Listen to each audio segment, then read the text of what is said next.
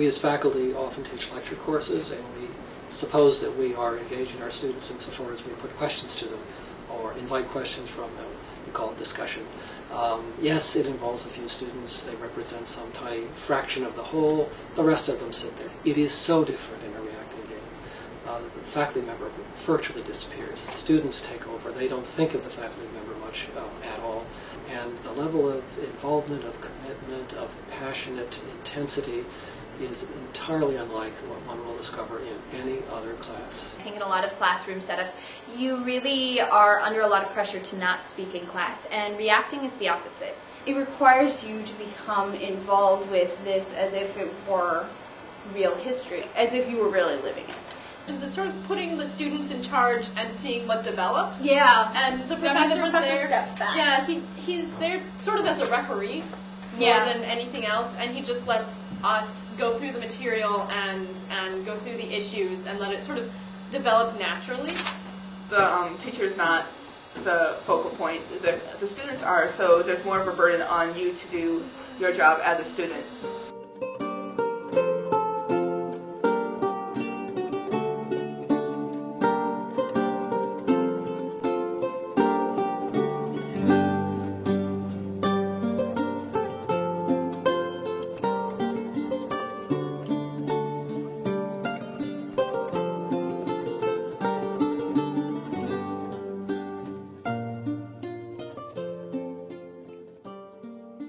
A prince ought to take care that he never lets anything slip from his lips that is not replete with the above-named 5 qualities, that he may appear to him who sees and hears him altogether, merciful, faithful, humane, upright, and religious. There is nothing more necessary to appear to have than this last quality, inasmuch as men judge generally more by the eye than by the hand.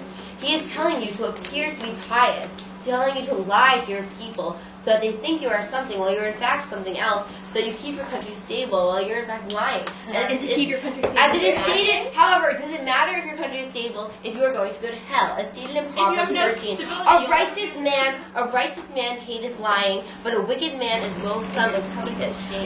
Well, I believe that you are not doing a careful reading of the prince, because a careful reading of the prince would tell you that he does not necessarily promote violence, but promotes anything to be done for the good and stability and overall health of his nation and his people. I'd like to express a quote from Machiavelli, saying that, most of all, a new prince cannot observe all those rules of conduct and respect whereof men are accounted good, being often forced in order to preserve his princedom to act in opposition to good faith, charity, humanity, and religion. And I just wonder why Cromwell and Colchester are suggesting these tactics. I believe His Majesty has good faith. He is very charitable. His Majesty is not a new prince. And then why are they recommending these things That's to what His we're Majesty? arguing. Why are they recommending such tactics to him when he is a recognized hereditary monarch? Obviously, if we left it to those who read Utopia, we would have rolled over When Charles tried to invade us, and we wouldn't even be here right now. Perhaps your wives and daughters would be in the company of Spaniards. So why don't you consider that before you come against Machiavelli? I was going to comment on Thomas Cromwell's assertion that the Utopians would have just opened up their gates to the invaders.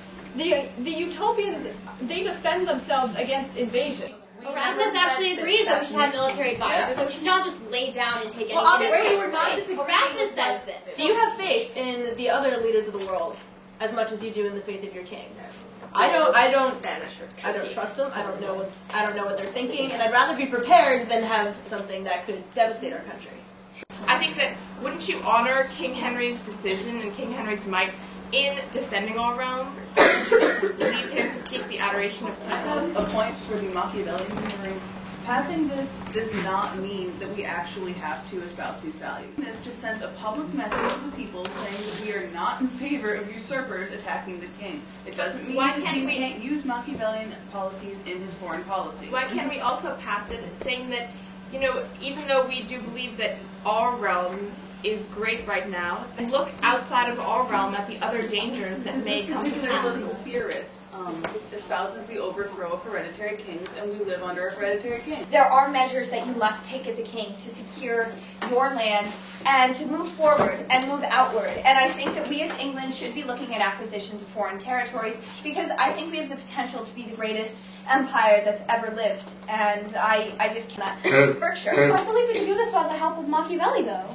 I absolutely disagree. I think we have to be 100% ready to go the distance that it requires. And that's what Machiavelli advocates. There's a bottom line with Machiavelli that everyone seems to be looking over. This is a guidebook to new princes, and it's about acquisition.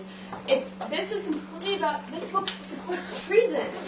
I don't know. I just think that we should look more to the Bible, ways to lead, and as a role model to God, rather than to Machiavelli and other people of our times.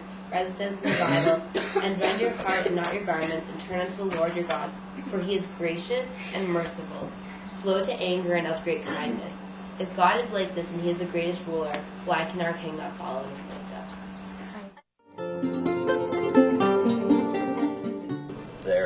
Their capacity to make arguments increases.